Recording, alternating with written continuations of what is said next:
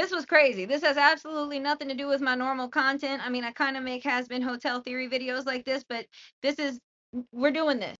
Everybody meet Kendra. This here is Kendra. She fell in love with her psychiatrist and single-handedly divided our portion of the internet because maybe she's right. Maybe he is baiting her, or maybe she's absolutely delulu. But we're going to look at my notes and we're going to decide for ourselves. Possibly. I'm still kind of in limbo, if I'm being honest.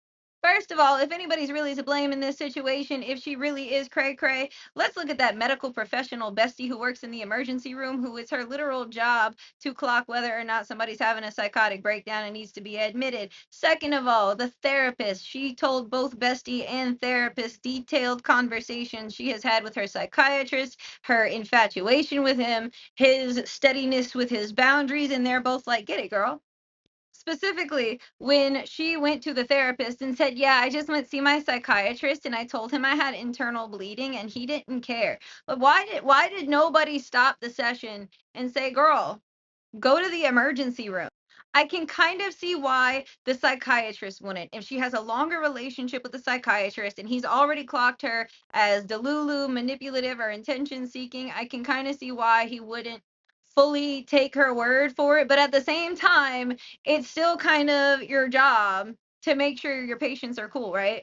Even if you don't fully believe the validity of her claim that she might be internally bleeding, your job as a medical professional should be like, hey, my psych patient thinks they're internally bleeding and brushing it off. We should get this checked.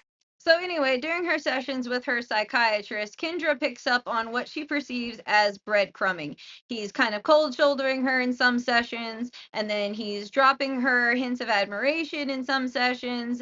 And, she's taking some of his movements and motions and eye gestures as signs of infatuation in reciprocation to hers. She does bring up multiple times that she has a crush on him and he does not respond. He doesn't really give her a yes or no. He does say we're maintaining a professional relationship, but to her, that does not click as I don't like you.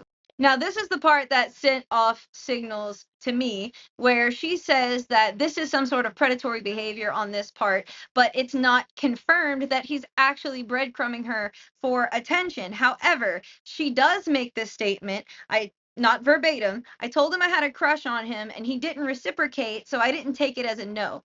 That to me sounds a lot like the gender bent excuse of, well, they didn't say no. The absence of denial is not the proof of consent. And I think I failed to mention that all of this has taken place over Zoom therapy sessions. She sees her therapist in person. Her psychiatrist, she has not met at this point. She's about to. And I think I'm going to do a part two